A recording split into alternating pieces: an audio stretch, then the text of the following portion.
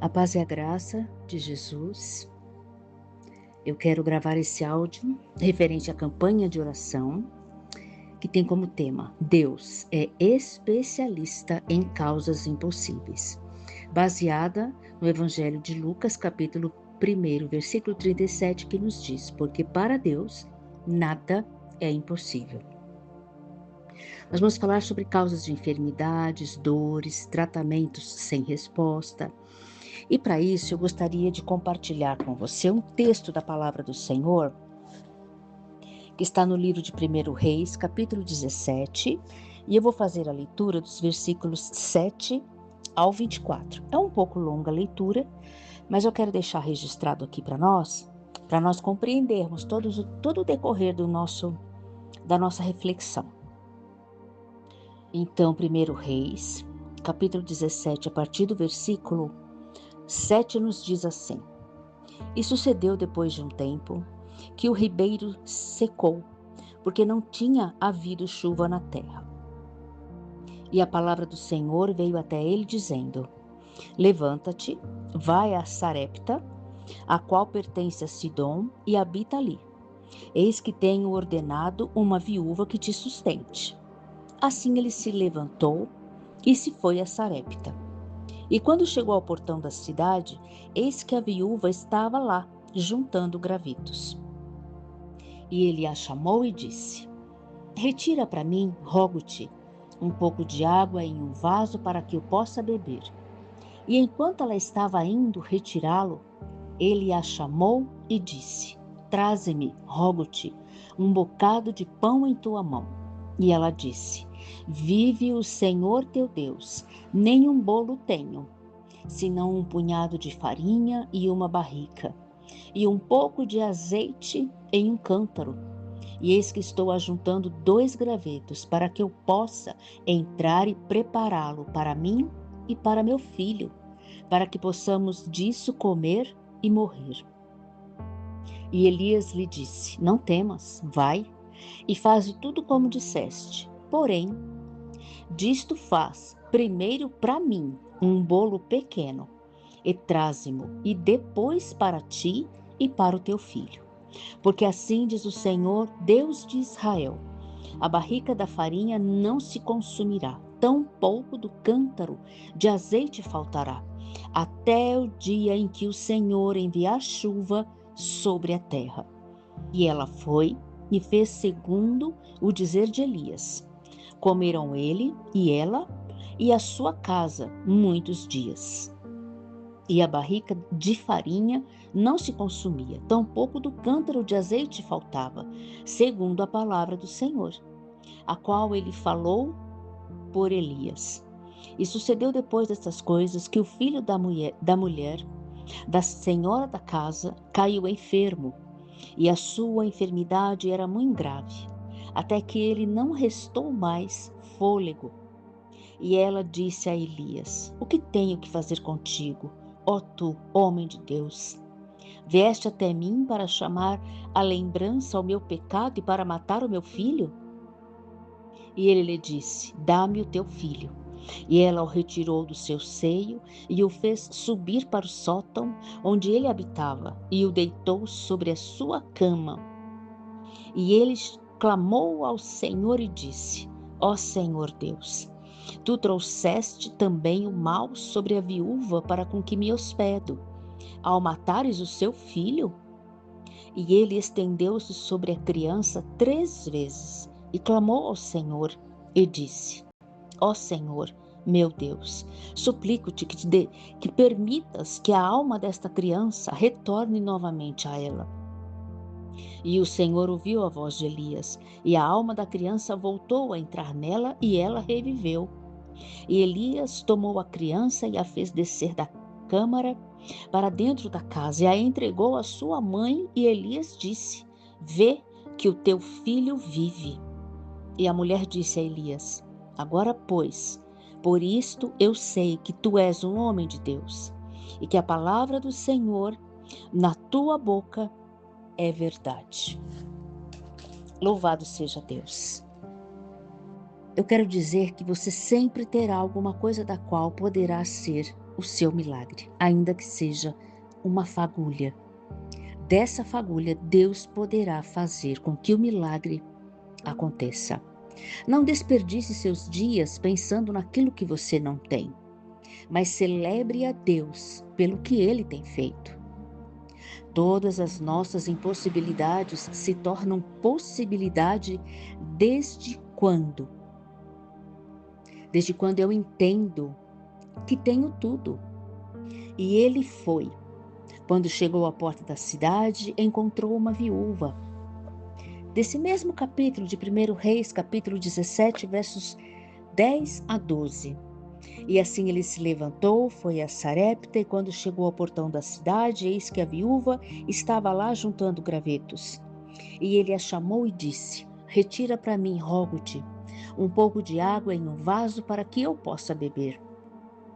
E enquanto ela estava indo retirá-lo, ele a chamou e disse: traze-me, rogo-te, um bocado de pão em tua mão. E ela disse: vive o Senhor teu Deus, nem um bolo tenho, senão um punhado de farinha em uma barrica, e um pouco de azeite em um cântaro. E eis que estou ajuntando 2 gravetos, para que eu possa entrar e prepará-lo para mim e para meu filho, para que possamos disto comer e morrer. Mude a sua oração. Hoje eu convido você para mudar a sua oração. Ao invés de sempre orar, Deus me abençoe com mais, eu encorajo você a orar assim: Deus, use o que eu tenho, pegue o pouco e o faça transbordar. Leia João, capítulo 6, versos 9 a 11. Tudo o que você tem e compartilha com o Senhor é multiplicado. As minhas impossibilidades se tornam possibilidades quando eu valorizo o processo e não apenas o resultado. Lá mesmo no livro de 1 Reis, no capítulo 17, 13, Elias, porém, lhe disse: não tenha medo. Dentro do processo de Deus, experimentamos não somente o milagre, o resultado ou a resposta da oração, mas principalmente quando estamos no processo com Deus, recebemos a revelação em nossa alma de que, independente do resultado, o Deus vivo e poderoso tem o controle de tudo em suas mãos. A nossa essência é profundamente tocada pela fé, que aprendeu que o sim ou não do Pai é a melhor resposta que dele podemos receber. Quando estamos no processo, focamos no autor da nossa fé e seremos satisfeitos e felizes, pois o não do Pai vem seguido de algo melhor e mais excelente, e o sim do Pai vem seguido da paz que excede todo entendimento. Leia Romanos 8, versículo 28. E sabemos que todas as coisas contribuem juntamente para o bem daqueles que amam a Deus e foram chamados segundo o seu propósito. Leia também Jeremias 29, 11. Porque eu sou aquele que conhece os propósitos que tenho para ti. O que nós chamamos de atraso, Deus chama de processo. As impossibilidades se tornam possibilidades quando? Pois assim diz o Senhor, Deus de Israel. Lembra que nós estamos meditando em 1 Reis 17? Então leia agora, versículos 14 a 16. Foque nas promessas do Senhor. Tome para você a promessa de Deus, pois ela é suficiente e mais do que suficiente, mesmo que todas as fontes da terra sequem.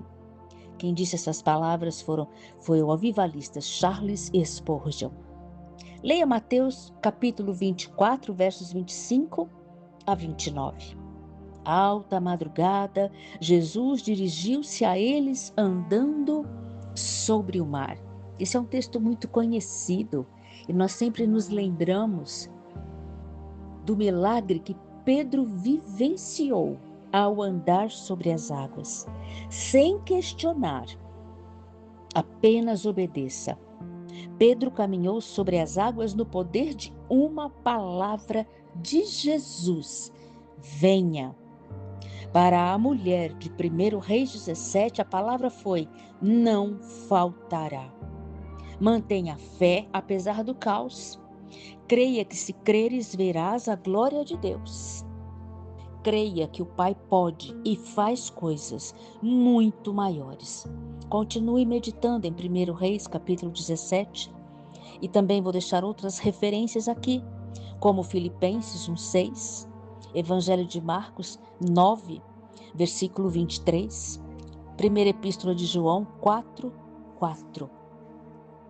Eu quero deixar essas reflexões para você. Tire um tempo, medite na presença do Senhor, porque não há impossíveis para o nosso Deus.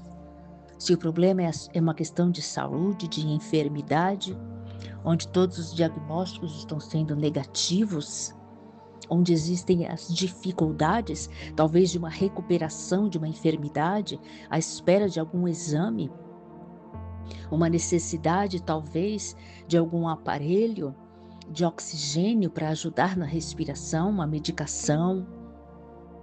Exige talvez um esforço físico maior para uma fisioterapia.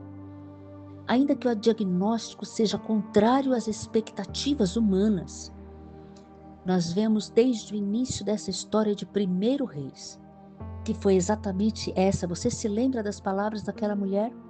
Vou fazer do bolo para mim, para meu filho. Nós vamos comer e morrer. Mas não era isso que o Senhor tinha. Ela fez o bolo como ela havia planejado, mas Cristo, Deus, tinha vida e por isso enviou até ela um profeta. E nesse momento eu quero declarar esta palavra sobre a sua vida. Nesse momento que eu tenho essa oportunidade de deixar esta meditação para esta campanha, porque para Deus não há impossíveis. Em nome de Jesus, creia. Ande sobre as águas. Você não estará percebendo que o grande milagre é andar sobre as águas, mas o grande milagre é obedecer à palavra de Jesus que disse: venha. Em nome do Senhor, nada vai te faltar, nem mesmo a fé e os recursos necessários para que o milagre aconteça em sua vida e na vida daquela pessoa que você ama e está esperando que o milagre aconteça. Senhor Deus amado, eu quero te glorificar e te exaltar, bendizer e te adorar, Senhor, porque a tua palavra nos vivifica, nos alimenta e nos fortalece nos momentos mais difíceis, nos momentos dos impossíveis da vida, Pai. Nós sabemos que podemos olhar para o Senhor, porque vem de ti o nosso socorro. Porque para Deus nada é impossível. Haverá alguma coisa impossível para Deus? Nada é impossível para o Senhor. E é sobre a tua palavra que eu suplico a ti a cura, a libertação daquilo que aos olhos da ciência, aos olhos da medicina, não tem mais recurso.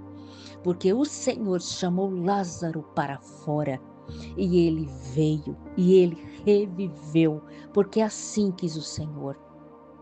Que a tua palavra sobre a vida de todos que estiverem ouvindo esta oração e esta meditação seja palavra de cura, de libertação e de restauração.